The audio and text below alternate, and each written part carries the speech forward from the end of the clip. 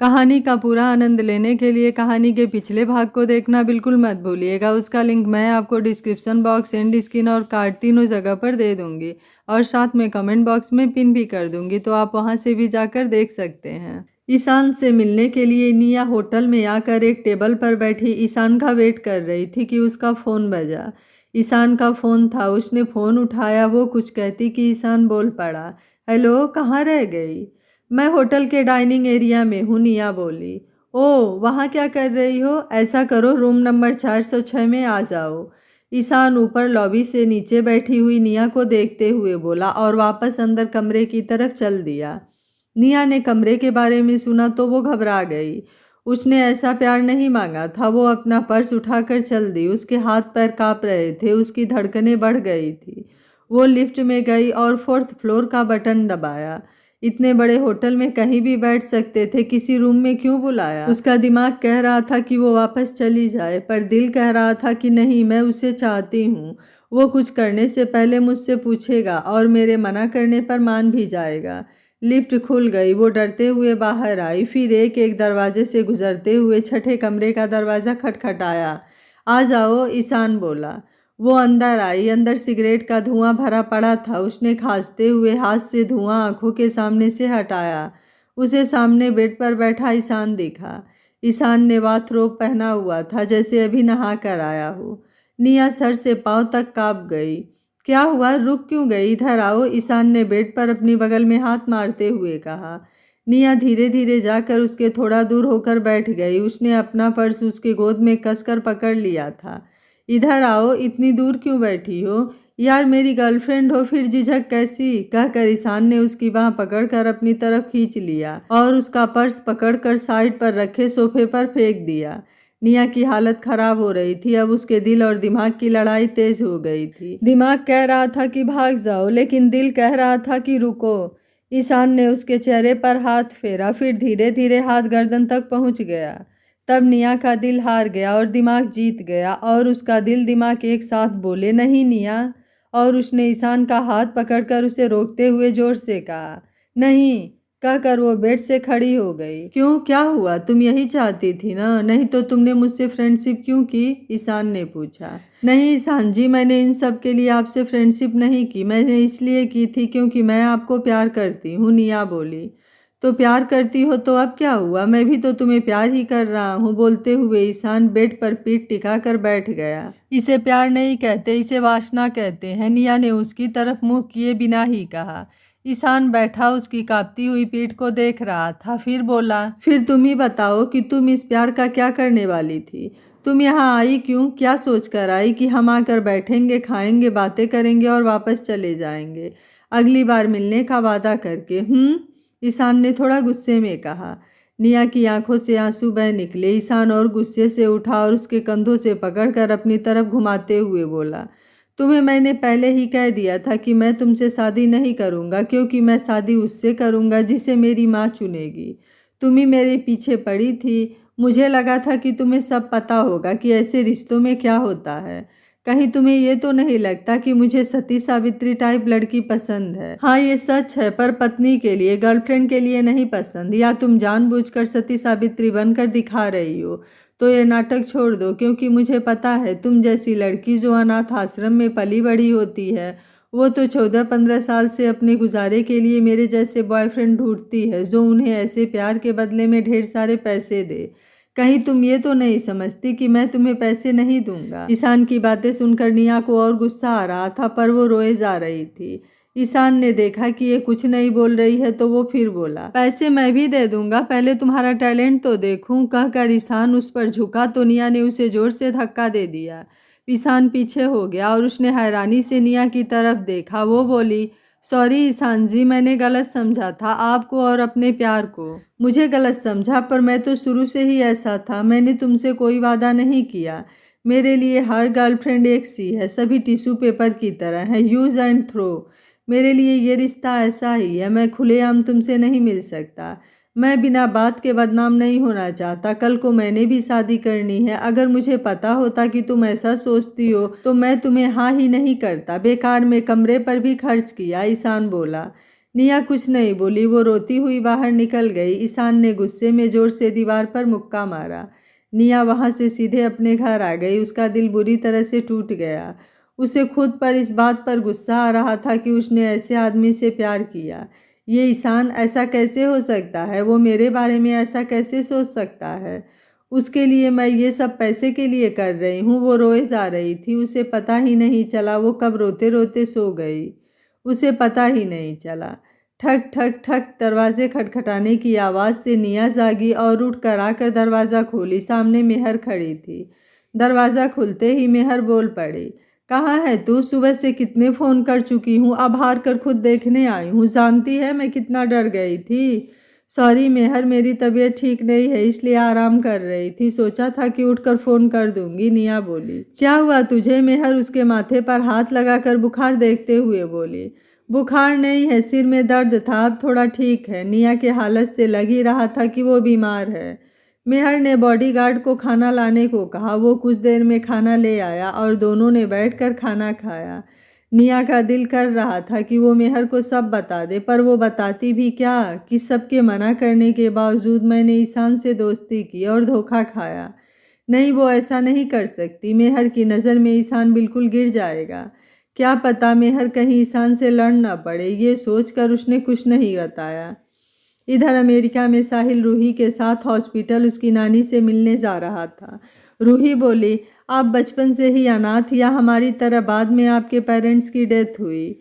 जब से मैंने होश संभाला है मैं अनाथ ही था। जैसे तैसे मैंने पढ़ाई की, कई जगह जॉब की, लेकिन फ़िलहाल बिना किसी जॉब और घर के फ्री हूँ। जॉब ढूंढ रहा हूँ, जल्द ही मिल जाएगी। साहिल बोला।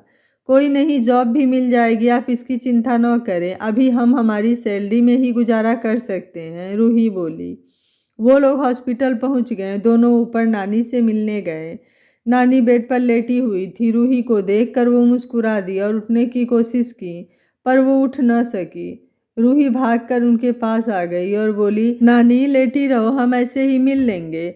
नानी, आप कहते थे कि मैं शादी कर लूँ, तो मैंने आज शादी कर ली। ये मेरे पति संजय हैं। नानी, ये इंडियन है। नानी ने साहिल को ऊपर से नीचे तक देखा और बोली, हेलो बेटा। रूही, तुम बाहर जाओ, मुझे इससे अकेले में बात करनी है। नानी के कहने पर रूही ने साहिल की तरफ देखा और बाहर चली गई। संजय बेटा, तुम क्या काम करते हो? नानी ने साहिल से पूछा। नानी जी, मैं पहले कंपनी में काम करता था, फिर वो काम मुझे पसंद नहीं आया तो मैंने छोड़ दिया। फिलहाल मैं काम की तलाश में हूँ। साहिल ने जो संजय की प्रोफाइल में पढ़ा था सब दोहरा दिया।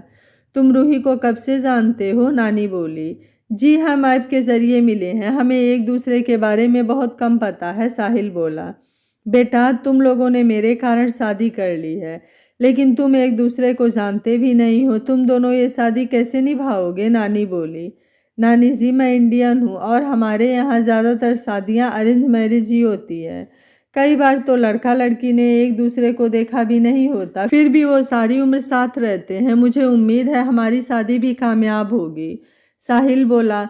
नानी को साहिल बहुत पसंद आया। फिर उसके बारे में और बातें करके उन्होंने रूही को अंदर बुला लिया। रूही, तुमने बहुत अच्छा लड़का चुना है, मुझे बहुत पसंद आया। तुम दोनों सदा खुश रहो, कहकर नानी ने दोनों को प्यार दिया। वो लोग वापस आ गए। वापस आकर दोनों अपने अपने कमरे में चले गए।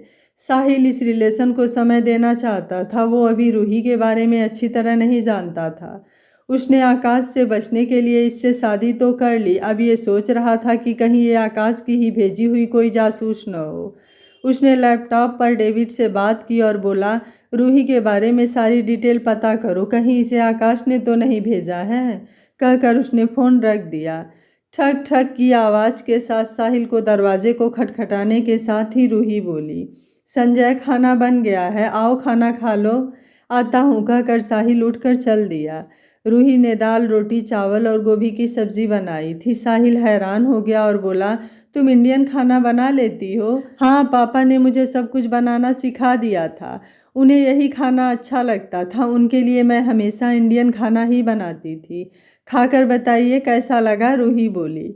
साहिल ने खाना खाया। खाना टेस्टी था। उसने रूही को कहा, बहुत ही अच्छा बना है, हर चीज़ परफेक्ट है। साहिल को खाना सच में अच्छा लगा। खाना खाने के बाद वो बोला, तुमने खाना बनाया है, बर्तन मैं साफ़ कर देता हूँ। ओके, मैं आपसे कुछ बात करना चाहती हूँ, क्या हम बैठकर बात कर सकते हैं? रूही बोली। हाँ, तुम बैठो, मैं बर्तन साफ करके आता हूँ, साहिल बोला। वो सोच रहा था कि पता नहीं ये क्या बात करेगी। वो काम करके वापस आया। रूही लिविंग रूम में सोफे पर बैठी थी। वो उसके पास आकर बैठ जाता है। हाँ बताओ क्या बात है? साहिल बोला। देखिए, अपनी शादी जल्दी में हुई है, हमें एक दूसरे के बारे में ज़्यादा नहीं जानते हैं। मैं आपको बताना चाहती हूँ कि मैं कल 10 बजे काम पर जा रही हूँ। मैं एक कंपनी में सीए हूँ। मैं फाइनेंस का काम देखती हूँ, रूही बोली। अच्छा, फिर तो बहुत जिम्मेदारी का काम करती हो। एक बात पूछूं? तुम कह रही थी कि घर तुम्हारे पापा ने ले दिया था, लेकिन ये तो नया लग रहा है, साहिल ने अपना शक दूर करने के लिए पूछा। असल में जहाँ हमारा घर था उसके पास वाली जगह पर बिल्डर ने मॉल बनाना था। हमारा घर उनके बीच में आ रहा था। तब उस बिल्डर ने पापा से बात की और उस जगह के बदले हमें ये फ्लैट दे दिया। ये हमारे घर से भी ज़्यादा महंगा था, सो पापा मान गए। अच्छा, रात बहुत हो गई है, अब आप भी आराम कीजिए, रूही बोली। हाँ जी ठीक है, क्या मैं कल तुम्हारे लिए ब्रेकफास्ट बनाऊं? साहिल को कोई बात नहीं सूझी तो उसने पूछा। नहीं नहीं, मैं खुद ही बना लूँगी, आपका भी बना दूँगी, आप आराम से उठना। ये घर की चाबी है, ये आप रख लीजिए। एक मेरे पास है, मैं लॉक कर जाऊँगी। मैं बस चली जाऊँगी, आपने कहीं जाना हुआ तो कार ले जाना, रूही बोली। तुम कार ले जाना, मैंने कहीं जाना नहीं है। अगर जाना भी पड़ा तो बस में चला जाऊँगा, बसों में घूमने की मुझे आदत है, साहिल बोला। साहिल के ज़्यादा कहने पर वो मान गई। साहिल अपने कमरे में जाने लगा था कि डोरबेल बजी। साहिल अपने कमरे के दरवाजे के पास खड़ा दरवाजे की तरफ देख रहा था। रूही ने दरवाज़ा खोला तो सामने एथन खड़ा था। वो बोला, हेलो रूही, मैं कॉलेज गया तो पता लगा कि कॉलेज में सर्दियों के कारण छुट्टियां हो गई हैं। मैं उसी वक्त वापस आ गया, कहीं मैंने आपको डिस्टर्ब तो नहीं किया? एथन उन्हें हैरान हुए देखकर बोला। अरे नहीं, तेरा अपना घर है, तू यहाँ नहीं आएगा तो और कहाँ जाएगा? रूही बोली। साहिल भी तब तक उनके पास आ गया था। उसने एथन से हाथ मिलाया। उसे रूही के साथ अकेले रहने में थोड़ा अजीब लग रहा था। एथन के आने से उसे कुछ हौसला हुआ। एथन अपना सारा सामान लेकर अपने कमरे में रखने चला गया। वहाँ साहिल का सूटकेस पड़ा था। साहिल ने अभी कमरे में सामान खोला भी नहीं था। रूही, ये किसका सामान है? एथन ने पूछा। ओ संजय, आपने अपना सामान वहाँ रख दिया? सॉरी, मैं बताना भूल गई, ये कमरा एथन का है, रूही साहिल को इशारा करते हुए बोली। फिर वो सामान रूही के कमरे में रख आया। ओ, मुझसे ही गलती हो गई एथन, मैं तुम्हारे कमरे में चलता हूँ, बैठकर बातें करेंगे, मैन टू मैन टॉक, साहिल बोला। हाँ जीजा जी, अभी बहुत टाइम है, हम बैठकर बातें करते हैं, एथन बोला। रूही बोली, ठीक है, मैं सोने जा रही हूँ, मुझे कल काम पर जाना है, कहकर रूही चली गई। साहिल और एथन उसके कमरे में बातें करने लगे। साहिल ने पूछा, तुम्हारी पढ़ाई कैसी चल रही है? अच्छी चल रही है, एथन बोला। क्या कर रहे हो तुम? साहिल ने पूछा। जी, मैकेनिकल इंजीनियरिंग कर रहा हूँ, एथन बोला। साहिल ने भी यही पढ़ाई की है तो यहाँ के माहौल को पहचानता है। उसने देखा कि एथन कॉलेज की बात करने से झिझकता था। कॉलेज में तुम्हारे दोस्त नहीं है क्या? साहिल ने पूछा। हाँ जी है, उसी की बाइक लाया था, एथन ने रूखे ढंग से बोला। एथन, मैं जानता हूँ कि अब तक तुम्हारे साथ तुम्हारी दीदी और नानी थी तो तुम उन्हें अपने दिल की बात नहीं कर सकते हो। अब मैं तुम्हारे साथ हूँ, तुम मुझसे बात कर सकते हो। पता नहीं क्यों साहिल को एथन पर तरस आ रहा था। उसे लग रहा था कि एथन अपने अंदर बहुत कुछ छुपाए है। कुछ देर बात करने के बाद वो रूही के कमरे में आ गया। रूही गहरी नींद में सो रही थी। साहिल कमरे में पड़े सोफे पर सो गया। उसे पता नहीं था कि घर में कंबल कहाँ रखे हैं, इसलिए वो बना किसी कंबल के ही लेट गया। आधी रात को रूही की आंख खुली तो उसने साहिल को सोफे पर खुद में ही सिमटे हुए पाया। उसने कंबल लिया और साहिल पर कंबल दे दिया। अगले दिन जब साहिल उठा तो उसने अपने ऊपर कंबल लिया हुआ था। वो समझ गया कि ये रूही ने ही दिया होगा। रूही के याद आते ही उसने टाइम देखा, 10 बज गए थे। उसने सोचा रूही तो चली गई होगी। ये सोचकर वो उठा और तैयार होकर नीचे आया।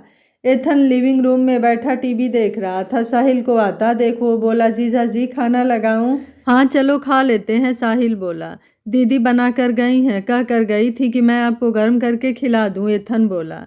तुम्हारी दीदी शुरू से ही सब काम खुद ही करती हैं? साहिल ने पूछा। हाँ, जब मैंने होश संभाला मेरी मम्मा तो मर गई थी, पापा खाना बनाया करते थे। दीदी उनकी हेल्प करती थी, वो स्कूल भी जाती थी और घर के काम भी करती थी। पापा के मरने के बाद नानी हमारे साथ आकर रहने लगी तो खाना भी दीदी ही बनाने लगी थी। तब से वही खाना बनाती हैं। दीदी हर किस्म का खाना बना लेती हैं, एथन बोला। इधर इंडिया में मेहर ऑफिस में बैठी थी। रोज की तरह अंबर ने उसे फूल भेजे थे। निया ने फूल मेहर के टेबल पर रख दिए। मेहर देख रही थी कि निया आज भी चुप चुप है। मेहर से देखा नहीं जा रहा था। उसने निया से पूछा, निया बात क्या है, तू इस तरह चुप क्यों है? रोज तो तू अंबर के फूल भेजने पर इतना कुछ बोलती थी, आज कुछ नहीं कहा। निया अगर कोई परेशानी है तो तू मुझे बता सकती है। नहीं मेहर, मैं ठीक हूँ, बस वो दवाइयों के कारण थोड़ी सुस्ती है। वो मेहर को बताना नहीं चाहती थी कि ईशान ने उसके साथ क्या किया, लेकिन ईशान का दोष भी नहीं था क्योंकि उसने कभी इससे कुछ छुपाया ही नहीं था। धोखा इसने खुद खाया, अपना दिल खुद तुड़वाया। वो अब अकेले बैठना पसंद करती थी। मेहर सब फील कर रही थी पर वो कुछ नहीं कर सकती थी।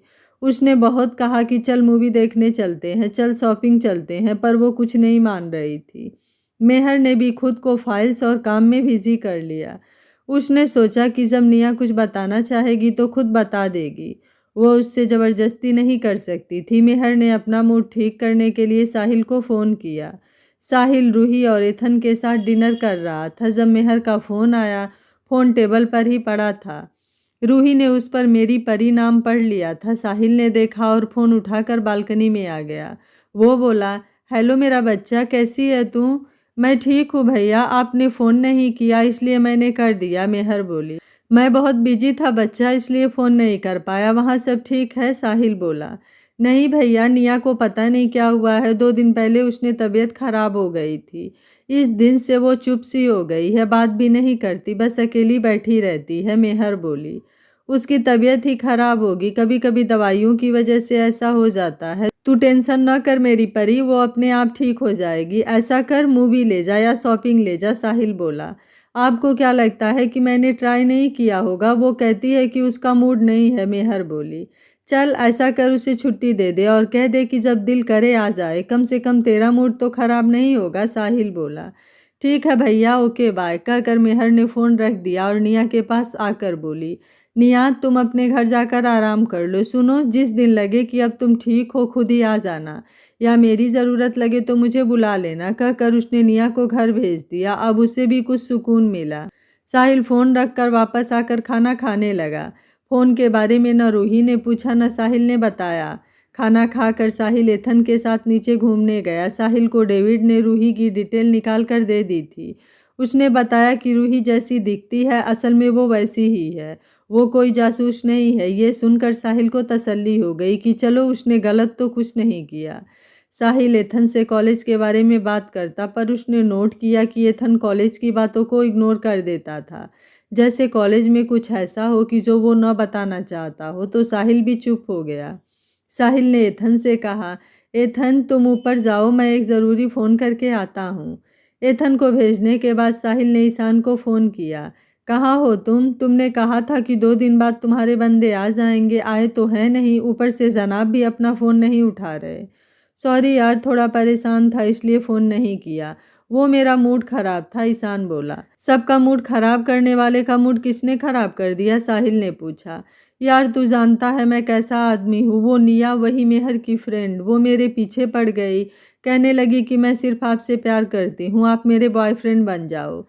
पहले मैं मना करता रहा, फिर मेरे दिमाग में एक आइडिया आया। मैंने उसे होटल में बुलाया और जानबूझकर ये दिखाया कि इस रिश्ते का दिल से कोई लेना देना नहीं है, ये सिर्फ जिस्मों का रिश्ता है। वो बहुत रोई और बोली कि उसे ऐसा प्यार नहीं चाहिए। वो चली गई। मैंने खुद ही उसका दिल तोड़ा क्योंकि वो बहुत ही अच्छी लड़की है। वो मुझसे बहुत अच्छा लड़का डिज़र्व करती है, उसके लिए अच्छा लड़का ढूंढते हैं, ईशान बोला। अच्छा, ये तो निया की कहानी है, तुम्हारा मूड क्यों ख़राब है? साहिल ने पूछा। साहिल, पता नहीं यार, इतनी लड़कियों के दिल तोड़े पर ऐसा कभी नहीं हुआ। इस बार उसके दिल को तोड़ने में मेरा खुद का अपना दिल टूट गया। वो सच में बहुत ही अच्छी है, लेकिन मेरे लिए नहीं। ईशान देवदास की तरह धीरे धीरे बोल रहा था। क्या हमारे पत्थर दिल को कहीं प्यार तो नहीं हो गया? ईशान, तुमने उसे जो भी कहा या किया उससे वो बहुत टूट गई है। इसका असर मेरी मेहू पर पड़ रहा है। कुछ भी करो उसे ठीक करो। मेरी मेहू पर उसका असर नहीं होना चाहिए। मैं कुछ करता हूँ पर क्या करूँ? मैं उसका सामना नहीं कर सकता यार, तुम मेहर की चिंता न करो। सच, असली बात तो करना ही भूल गया, मैंने वो स्पेशल फोर्स तुम्हारे लिए भेज दी है, कल पहुंच जाएगी, ईशान बोला। ठीक है, मैं डेविड को कह दूंगा, तुमने उसे उनकी फ़्लाइट डिटेल भेज देना। मुझे यहाँ कुछ वक्त लगेगा, साहिल बोला। कोई बात नहीं, जब तक तुम चाहो फोर्स रख सकते हो, कहकर ईशान ने फ़ोन बंद कर दिया। वो कुछ सोचकर उसने अंबर को फ़ोन किया। हेलो अंबर, क्या कर रहे हो? बस काम में बिजी हूँ। क्या हुआ? बड़े दर्द भरे ढंग से बात कर रहे हो, अंबर बोला। ईशान बोला, वो कुछ नहीं यार, मैंने फ़ोन तुझे ये कहने के लिए किया था कि तू मेहर के पास नहीं जाता क्या? तेरे प्यार का भूत उतर गया क्या? नहीं तो क्यों, ऐसा क्यों कह रहे हो, अंबर बोला। पहले तो बड़ा कहते थे कि वो मेरी पत्नी है, अब क्यों उसकी केयर नहीं करते? रोज़ फूल भेजना ही काफ़ी नहीं होता, कभी मिलने भी जाया करो, ईशान बोला। नहीं यार, ऐसा कुछ नहीं है, अभी साहिल यहाँ नहीं है, इसलिए मैं नहीं चाहता कि मैं वहाँ जाऊँ और कोई बात हो, इसलिए साहिल के आने के बाद ही मेहर से मिलने जाऊँगा, अंबर बोला। लेकिन साहिल के न होने पर तो तुझे उसका ज़्यादा हालचाल पूछना चाहिए, ताकि उसे किसी चीज़ की ज़रूरत तो नहीं। मैं तो उसकी केयर करता ही हूँ, तेरी वाइफ है, तू भी जाकर मिल उससे। कुछ उदास सी थी आज, ईशान बोला। इतना सुनते ही अंबर का पेन वहीं रुक गया। उसने पूछा, क्यों, क्या हुआ मेहर को?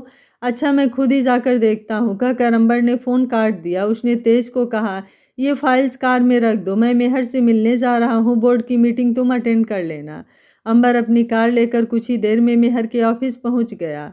रोमिल को अंबर के आने की खबर उसी वक्त मिल गई। वो जल्दी से रिसेप्शन की तरफ गया और अंबर का वेलकम किया। उसे साहिल ने हिदायत दी थी कि वो अंबर को अपनी नज़र में वही पोजीशन देगा जो उसकी नज़र में साहिल की है, इसलिए तब से रोमिल उसकी इज्जत करता है।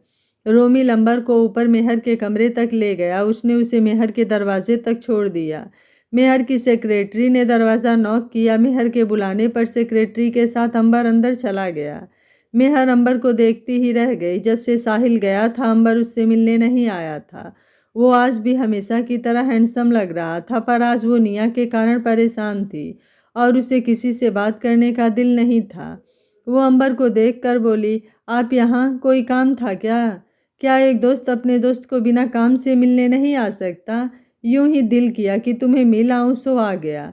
ये तुम्हें क्या हुआ है, चेहरा क्यों मुरझाया हुआ है, अंबर बोला। नहीं, ठीक हूँ, बस वो निया के कारण थोड़ा सा दुखी हूँ।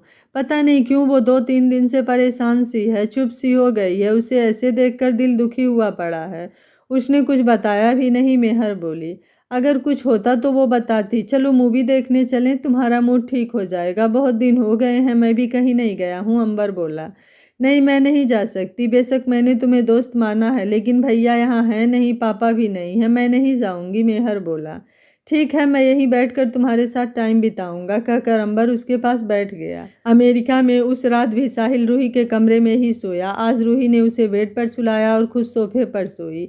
अगली सुबह साहिल फ़ोन की घंटी की आवाज़ से उसकी नींद खुल गई। उसने अधखुली आंखों से फ़ोन देखा तो डेविड का फ़ोन आया था। उसने फ़ोन उठा लिया। हाँ डेविड, क्या हाल है? सर, वो टीम आ गई, मैंने उन्हें होटल में ठहरा दिया है। बाकी जिस ड्राइवर के गोली लगी थी वो ठीक है और अब अपने घर चला गया है। अब क्या करना है? ऐसा करो, टीम से कहो कि मुझे बस स्टॉप के पास से आकर ले जाए। आज से मैं अपना नॉर्मल काम करूँगा, साहिल ने कहा। ओके सर, डेविड बोला। कुछ देर बाद साहिल तैयार होकर बताई हुई जगह पर पहुंच गया। वो घर से सस्ते कपड़े ही पहन कर आया था। बेशक रूही ऑफिस और एथन हॉस्टल चला गया था, डेविड पहले ही वहां वेट कर रहा था। साहिल को देखते ही वो कार उसके पास ले आए और साहिल उसमें बैठ गया। कार बुलेट प्रूफ थी। वो अपनी कंपनी में आ गया। सर, हमने उस आकाश के ठिकानों का पता लगा लिया है, ये रहे प्रूफ, एक बॉडीगार्ड बोला। ये टीम इसलिए ही मशहूर थी, वो कल रात आए और अपना होमवर्क भी करके लाए थे। ओके, उसे मेरे सामने लेकर आना, वो इतना सब नहीं कर सकता, ये किसी और का ही काम लगता है, साहिल बोला। फिर उन्हें भेजकर वो अपने काम में लग गया। जो काम पापा छोड़ गए वो देखने लगा। उसके पूछने पर डेविड ने बताया, सर, उस नई बिल्डिंग के गिरने की जांच रिपोर्ट भी आ गई थी। हमने पाया कि कॉन्ट्रैक्टर ने मटेरियल में हेरफेर की थी, उसे पुलिस के हवाले कर दिया। साहिल ने फाइल्स को पढ़ते हुए कहा। सर, आज के ये काम है, डेविड ने उसे डायरी दिखाई। शाम को साहिल वापस आते वक्त साहिल ने पार्किंग में कार में अपने कपड़े बदल लिए। वो नहीं चाहता था कि रूही उसे ऐसे देखे। उसने तय किया था कि वो उसे आज बताएगा कि वो असल में कौन है। वो लोग आ रहे थे तो उसने सड़क पर कुछ लड़कों को लड़ते हुए देखा। 4 लड़के एक लड़के को बुरी तरह पीट रहे थे। लोग खड़े तमाशा देख रहे थे। साहिल की कार पास से गुजरी तो उसने देखा कि वो लड़का जिसे वो पीट रहे थे वो एथन था। उसने उसी वक्त कार रुकवाई और उतर कर वहां पहुंच गया। जाते ही उसने चारों को एक एक मुक्का लगाया। साहिल रोज जिम करने वाला लड़का था। उसके एक ही मुक्के ने उन्हें चक्कर चढ़ा दिए। उन्हें दिन में तारे दिखने लगे। साहिल ने एथन को उठाया और पूछा, एथन क्या हुआ, कौन है ये लोग? एथन छोटे से बच्चे की तरह साहिल से लिपट कर रोने लगा। फिर बोला, जीजा जी वो मेरा सीनियर है। हॉस्टल में और सीनियर्स के साथ रोज रैगिंग के नाम पर हमसे नौकरों की तरह काम करवाते, कपड़े धुलवाते, होमवर्क कराते, बाजार से कुछ भी लाने भेज देते, फिर पैसे भी नहीं देते। अब मेरी दीदी बेचारी इतनी मुश्किल से मेरा खर्च उठाती है, वो भी इसने ले लिया। एक दिन मैंने मांग लिए तो आज कुछ गुंडों को ले आया मुझे मारने के लिए। उन चारों को साहिल की स्पेशल टीम ने पकड़ रखा था। साहिल ने जाकर उस लड़के के मुंह पर जोरदार थप्पड़ मारा और उसे धमकाते हुए बोला, इसे अकेला मत समझना, मैं इसका बड़ा भाई हूँ। इसके पैसे मैं तुम्हें दान करता हूँ। आगे से इसे तंग न करना और बाकियों को भी बता देना। सर ये अपने जनरल मैनेजर का बेटा लगता है, डेविड बोला। फिर डेविड ने उस लड़के से पूछा, तुम्हारे पिता का नाम रॉबर्ट जॉनसन है? नहीं, उन्हें कुछ मत कहना प्लीज़, वो लड़का हाथ जोड़ कर बोला। तुम जानते हो ये कौन है? ये उस कंपनी के बॉस हैं। डेविड बोलने लगा था कि साहिल ने उसे घूर कर देखा तो डेविड बात बदल कर बोला, ये उस कंपनी के बॉस के सेक्रेटरी हैं। ये आज ही तुम्हारे पापा को निकलवा सकते हैं। आई एम सॉरी एथन, मैं तो जस्ट हंसी कर रहा था। ये लो, ये तुम्हारे पैसे, ये तुम्हारे जो भी हैं इन्हें कहो कि मेरे पापा को न कहें, नहीं तो वो मेरी पॉकेट मनी बंद कर देंगे। उस लड़के ने एथन से कहा। ठीक है, अब आगे से एथन का ख्याल रखना। इसे किसी और ने भी कुछ कहा तो मैं आकर तुम्हें पकड़ूंगा, साहिल बोला। फिर उसने एथन से कहा, एथन ये पैसे इसे ही दे दो, ये अपना और इनका इलाज करा लेगा। सुनकर एथन ने ऐसा ही किया। फिर वो लड़के वहां से चले गए। साहिल एथन को जेसन के हॉस्पिटल ले गया। एथन देख रहा था कि साहिल वैसा नहीं है जैसा घर में दिखता है। ये महंगी कार, ये बॉडीगार्ड, फिर इतना बड़ा हॉस्पिटल के मालिक का दोस्त होना, उस पर जेसन का उसे साहिल कहना। वो दिल में घबरा गया कि कहीं ये रूही को धोखा तो नहीं देगा। साहिल उसके हाव भाव से समझ गया था। उसने जेसन के जाते ही कहा, एथन असल बात यह है कि मैं संजय नहीं हूँ, मेरा नाम साहिल सिंघानिया है। मैं इंडिया के मशहूर बिजनेसमैन राज सिंघानिया का बेटा हूँ। उस दिन रूही ने मुझे संजय समझ लिया। मैं भी मुसीबत में था सो मैंने भी संजय बनने का नाटक किया। फिर मुझे रूही अच्छी लगी तो मैं उससे शादी करने को मान गया और उसके कहे पर चलता गया। तुम चिंता न करो, मैं रूही को धोखा नहीं दूंगा। बेशक मैंने उसे धोखे में रखकर शादी की है, पर मैं अब शादी के बाद धोखा नहीं करूंगा, साहिल बोला। साहिल की बात सुनकर एथन हैरान हो गया। फिर कुछ सोच कर बोला, ठीक है जीजाजी, मुझे ये जानकर खुशी हुई कि आपने मुझे सब सच बता दिया। देखिए, आप साहिल हो या संजय, मुझे इससे कोई फर्क नहीं पड़ता। बस मेरी रूही दीदी को खुश रखना। वो दुखी हुई तो मैं, खैर आप खुद समझदार हैं। देखो एथन, तुम रूही से कुछ मत बताना, वक्त आने पर मैं खुद ही बता दूंगा। मैं तुम्हें उस दिन ही बताने वाला था जब तुम घर आए थे, पर तुम कुछ डिस्टर्ब लगे तो मैंने सोचा तुम्हें समझ लूँ फिर तुम्हें बताऊंगा। तुम्हें कोई भी परेशानी है तो मुझे बता देना। अब तुम्हें हॉस्टल जाना है या घर चलना है? साहिल ने उससे पूछा। अब हॉस्टल ही जाऊंगा, अब किसी का डर जो नहीं है, पर जीजाजी रूही को कुछ न बताना, एथन बोला। चल ठीक है, तुझे छोड़ देते हैं, ये कुछ पैसे रख लो। एथन के लिए जेसन से दवा लेकर वो वापस चल दिया। फिर एथन को हॉस्टल उतार कर साहिल अपने घर के पास वाले बस स्टॉप के पास उतर गया। वहां से पैदल घर आ गया। रूही पहले ही आ गई थी। वो बालकनी में खड़ी नीचे देख रही थी।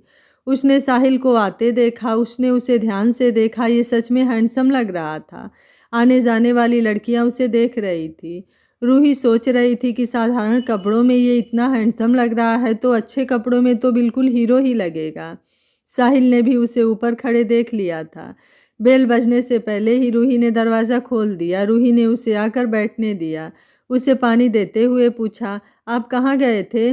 मुझे काम मिल गया है, आज से ज्वाइन कर लिया है, वहीं गया था। क्लेरिकल जॉब मिली है, मैंने कर ली। इसकी हेड ऑफिस इंडिया में है और मुझे भी शायद कुछ दिनों बाद इंडिया जाना पड़े। साहिल ने रूही के सामने पहले ही भूमिका बना दी ताकि कल जब वो इंडिया जाए तो रूही शक न करे। चलो अच्छा है, देखिए आपके ये कपड़े पुराने लगते हैं, चलिए आपके लिए नए कपड़े लाते हैं, आप अच्छे बनकर जाया करो। कहकर वो उसे लेकर मॉल में आ गई। उसने 2 शर्ट, 1 पैंट और 1 कोट पैंट लेकर दिए। तुम अपने लिए भी कुछ ले लो, साहिल बोला। नहीं, मेरे पास बहुत कपड़े हैं, मैंने क्या करने हैं, कहकर वो अपने लिए बिना कुछ लिए ही आ गई। साहिल समझता था कि वो पैसों की वजह से अपने लिए कुछ नहीं ले रही है। वो जैसे जैसे रूही के साथ समय बिता रहा था उसे वो अच्छी लगने लगी थी। रूही सब्जी वाले से सब्जी के लिए मोल भाव कर रही थी। वो रूही को देख रहा था, उसे वो बहुत ही प्यारी लग रही थी। वो सोच रहा था कि ये सब्जी के लिए एक एक पैसे के लिए बहस कर रही थी, जबकि इसके लिए कपड़े लेते वक्त उसने पैसों की परवाह नहीं की। उसने रूही के हाथ से लिफाफे ले लिए। आज लग रहे थे दोनों एक नवविवाहित जोड़े की तरह। साहिल जब उसके हाथ से सब्जी के लिफाफे पकड़ने लगा तो उसकी उंगलियां रूही को उंगलियों को छू गई। उसके बदन में करंट सा दौड़ गया, उसकी धड़कन तेज हो गई। उसने रूही की तरफ देखा तो रूही ने आंखों से इशारा करके पूछा, क्या हुआ? साहिल ने मुस्कुराकर सिर मारा कि कुछ नहीं हुआ। वो घर आए तो रूही खाना बनाने में लग गई। साहिल ने जाकर कपड़े बदले और आकर किचन के दरवाजे पर खड़ा होकर रूही को काम करते हुए देखने लगा। रूही ने देखा तो उसने पूछा, संजय कुछ चाहिए आपको? भूख तो नहीं लगी? मैं फ्रूट्स काट के दूं? नहीं, मैं तो पूछने आया था कि मैं कोई हेल्प करूं, साहिल ने कहा। ओह नहीं, मैं खुद ही कर लूँगी, ये लो आप फ्रूट ले जाओ, खा लो। उसने बात करते करते फ्रूट काट कर उसे पकड़ा दिया।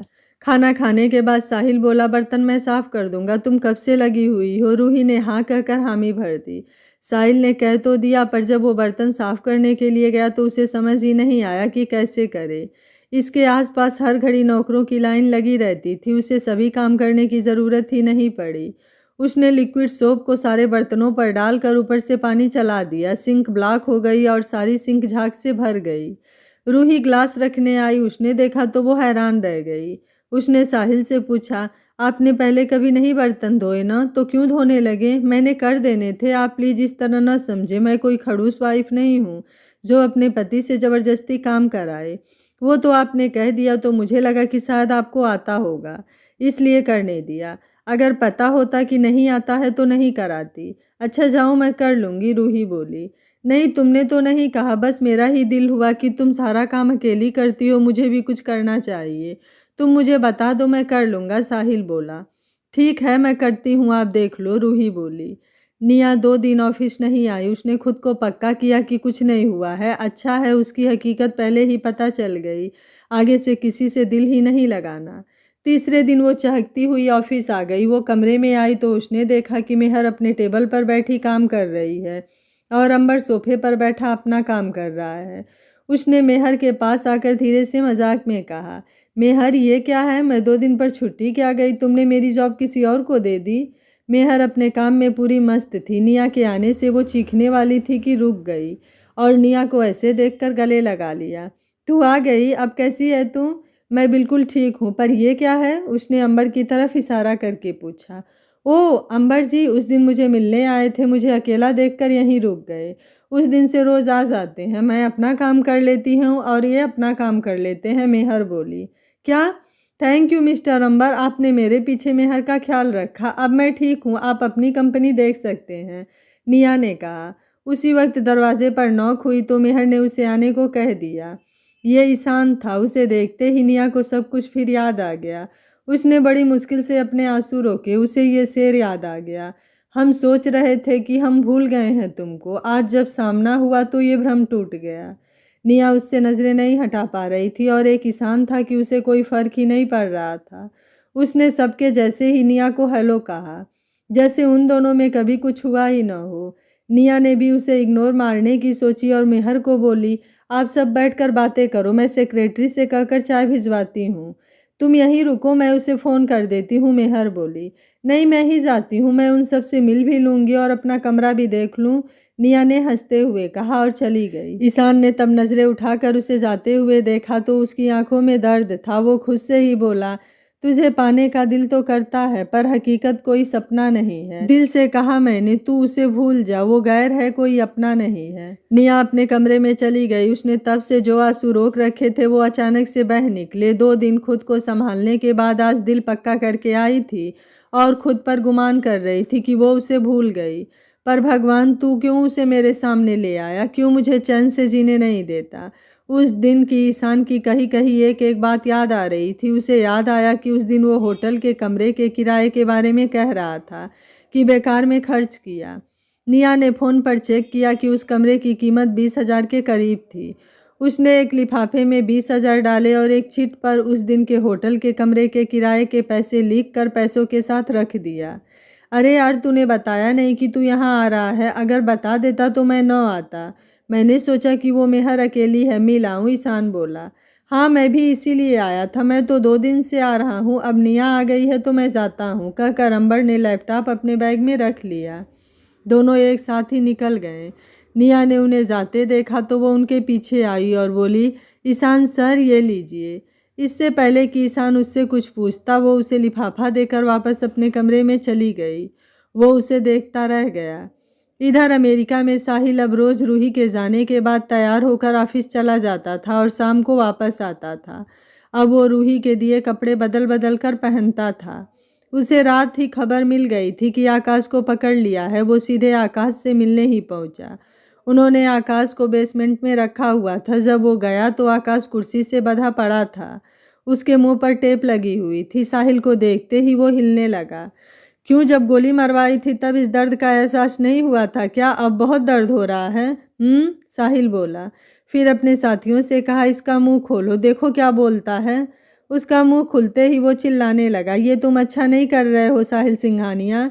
क्यों, तुमने जो किया क्या वो सही था? ये तो मेरी किस्मत अच्छी थी कि मुझे गोली छू कर निकल गई, वरना तुमने तो मेरा काम ही सत्य कर दिया था। साहिल बोला।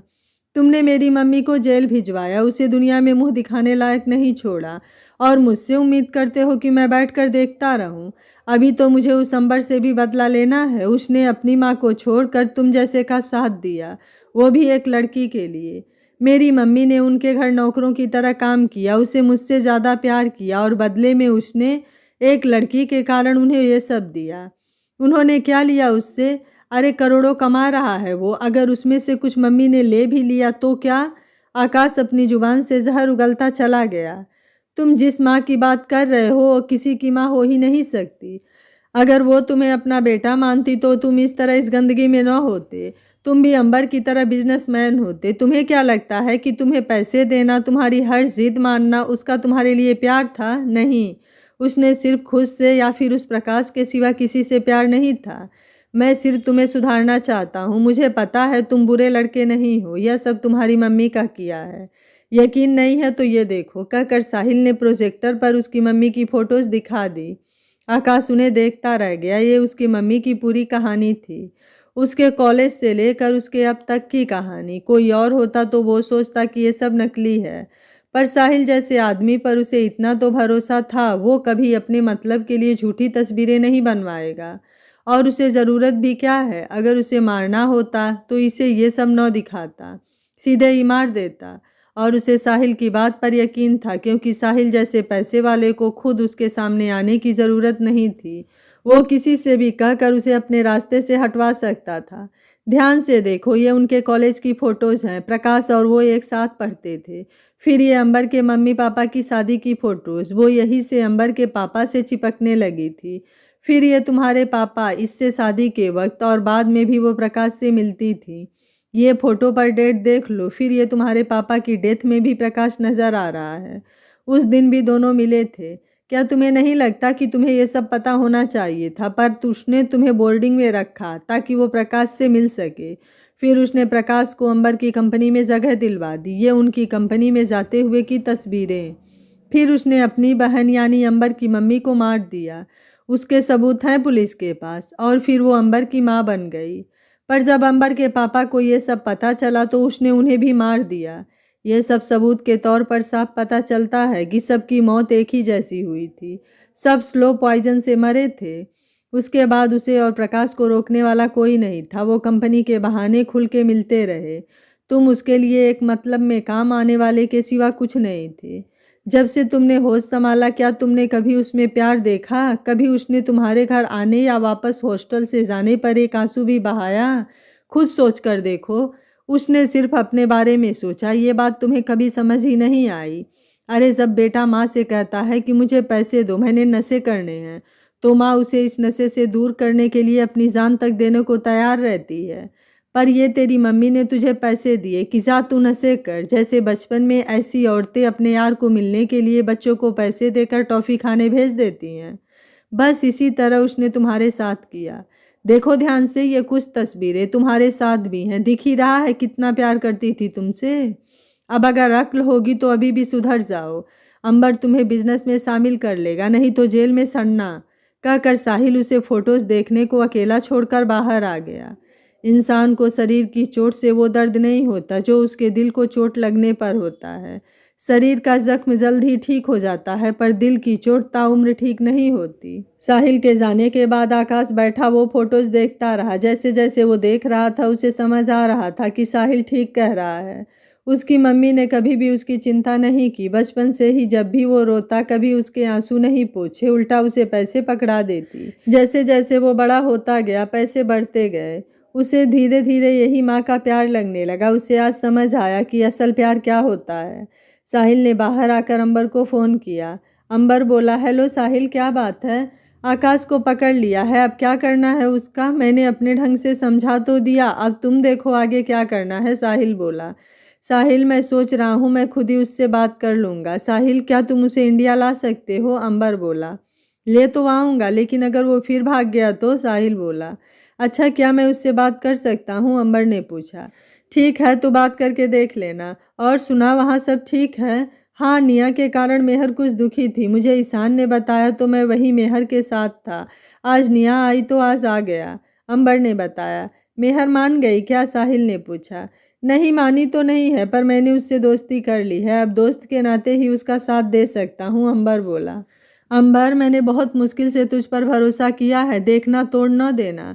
तुझे पता है मेरे जिगर का टुकड़ा है। वो जो पहले तकलीफ दी वो मैंने माफ़ कर दी, लेकिन अब अगर कुछ ऐसा वैसा हुआ तो छोड़ूंगा नहीं, साहिल बोला।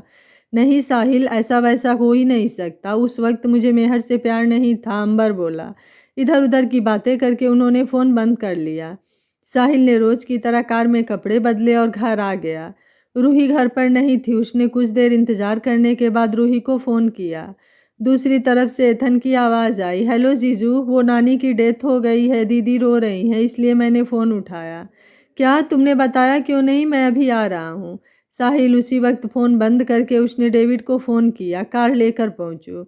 वो बस स्टॉप पर गया तभी डेविड आ गया। साहिल ने कार में बैठते हुए कहा, हॉस्पिटल चलो, रूही के नानी की डेथ हो गई है। वो जल्दी से हॉस्पिटल पहुँचे। रूही एथन से लिपट कर रो रही थी। उनकी फैमिली में बस नानी ही थी। अब वो दोनों अकेले रह गए थे। साहिल उनके पास गया और रूही की पीठ को सहलाते हुए चुप कर आया।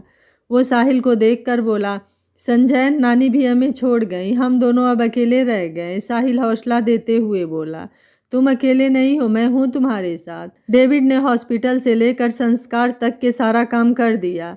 संस्कार के बाद एथन हॉस्टल चला गया। उसके एग्जाम थे और ये दोनों घर आ गए। रूही घर आते ही नानी के कमरे में चली गई। साहिल ने बाहर से खाना मंगवाया। फिर इसने रूही को समझाकर खाना खिलाया। वो लोग खाना खाकर हटे तो रूही बोली, संजय, मैंने ये शादी नानी की खुशी के लिए की थी। अगर आप इस शादी में नहीं रहना चाहते तो मैं आपको तलाक देने को तैयार हूँ। आप जिससे चाहे शादी कर सकते हैं, लेकिन अगर मैं ये कहूँ कि मुझे किसी और से शादी नहीं करनी और बस तुम्हारे साथ ही रहना है तो? साहिल ने स्टाइल से कहा। मुझे पता है कि आप ऐसा इसलिए कह रहे हैं ना कि आज ही मेरी नानी की डेथ हुई है, तो आप इसकी फिक्र न करो। जो कल करना है वो आज कर लो, रूही बोली। मैंने कहा न कि मुझे कहीं नहीं जाना, न आज और न ही कल। अच्छा छोड़ो, चलो सो जाओ, रात बहुत हो गई है, साहिल बोला और उसे पकड़कर उसके कमरे में ले जाकर बेड पर लिटा दिया। वो जाने लगा तो रूही बोली, क्या आज रात आप यहीं मेरे पास सो सकते हैं? सुनकर साहिल वहीं रुक गया और वापस उसके पास आ गया।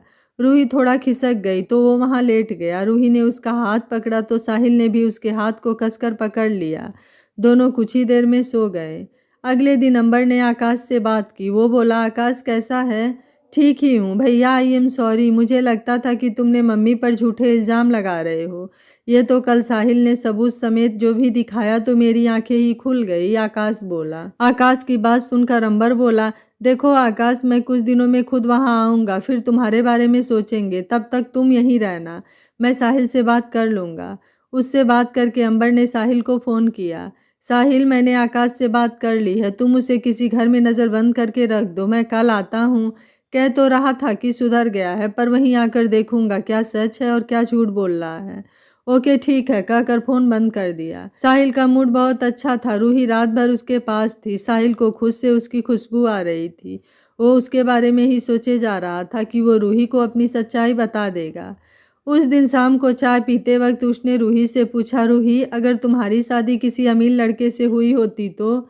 मैंने शादी तो खुद ही करानी थी, मैं किसी अमीर से क्यों करती? मुझे अमीर लोग पसंद ही नहीं है, रूही बोली। क्यों, अमीरों ने क्या बिगाड़ा है? साहिल ने पूछा। पैसे वाले बहुत घमंडी होते हैं और गरीबों को कुछ नहीं समझते। मेरी नानी बताती थी कि मम्मी पापा से पहले एक और बॉयफ्रेंड था। वो बहुत अमीर था। पहले वो मम्मी के पीछे पड़ा रहा, फिर मम्मी ने समझा कि ये अच्छा लड़का है और उससे प्यार कर बैठी। पर बाद में पता चला कि वो धोखेबाज था। उसका मम्मी के अलावा कई लड़कियों से अफेयर था। जब तक मम्मी को ये बात पता चला तब तक वो प्रेग्नेंट हो गई थी। उस आदमी ने उन्हें गालियां देकर घर से धक्के मारकर निकाल दिया, ये कहकर कि पता नहीं किसका बच्चा है। मम्मी डिप्रेशन में चली गई थी, जिस वजह से बच्चा भी नहीं बचा। नानी ने बहुत मुश्किल से उन्हें संभाला था, इसलिए उन्होंने मुझे पहले ही कह दिया था कि तुम ये गलती मत करना, अपने बराबर वाले से ही प्यार करना, रूही बोली। लेकिन सभी एक जैसे नहीं होते। मेरे कई दोस्त हैं पैसे वाले, पर मैंने कभी ये महसूस नहीं किया कि न वो घमंडी हैं और न ही वो गरीबों के साथ ऐसा करते हैं। डेविड भी तो अमीर है, तुम्हें लगता है कि वो ऐसा है जैसा तुम कह रही हो? साहिल बोला। हाँ, आप ठीक कह रहे हो, डेविड तो ऐसे बिल्कुल नहीं है, लेकिन आप क्यों कह रहे हैं? आप जैसे भी हो मुझे पसंद हो। आप ये कभी मत सोचना कि मैं पैसे के लिए आपको छोड़ दूंगी, कहकर रूही उठकर चली गई।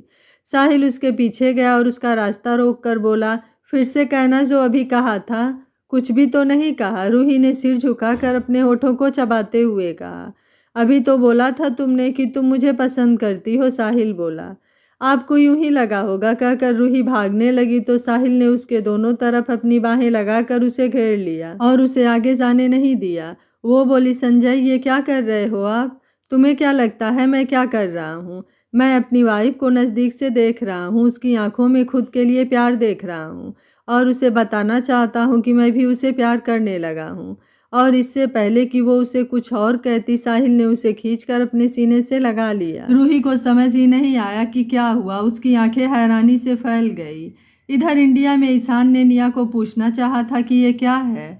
फिर उसने अंबर के कारण कुछ नहीं कहा, मगर उसने कार में बैठते ही लिफाफा खोल कर देखा। उसे लगा था कि लव लेटर होगा, पर पैसे और वो चिट पढ़कर उसे खुद पर गुस्सा आया। उसने एक पर्ची पर कुछ लिखा और लिफाफे में से निया वाली पर्ची निकालकर अपनी पर्ची रखकर लिफाफे को बंद किया और अपने बॉडीगार्ड को दे दिया और बोला, ये लिफाफा निया को दे आओ। वो खुद कार में बैठ गया। बॉडीगार्ड ऊपर आया। उसने निया को कमरे में देखा, निया नहीं थी, सो वो मेहर वाले कमरे में चला गया। उसने दरवाजे पर नॉक किया। मेहर के बुलाने पर वो अंदर गया और उसने दोनों को विश किया और मेहर के सामने बैठी निया को वो लिफाफा देते हुए बोला, निया मैडम, ये ईशान सर ने भेजा है, कहकर वो लिफाफा देकर चला गया। निया ने लिफाफा खोल कर देखा तो वो पर्ची पढ़ती रह गई और हैरानी से उसकी आंखें फैल गई। रूही को जब साहिल की सच्चाई पता चलेगी तो रूही का क्या फैसला होगा? साहिल ने निया को ऐसा क्या लिख कर दिया कि निया की आंखें हैरानी से फैल गई। अंबर और मेहर, साहिल और रूही, निया और ईशान के रिश्ते का क्या अंजाम होगा, जानने के लिए देखते रहिए कहानी का अगला भाग। अगर आपको कहानी अच्छी लग रही है तो वीडियो को लाइक, शेयर एंड चैनल को सब्सक्राइब कर लीजिएगा। Thank you for watching. मिलते हैं कहानी के अगले भाग में।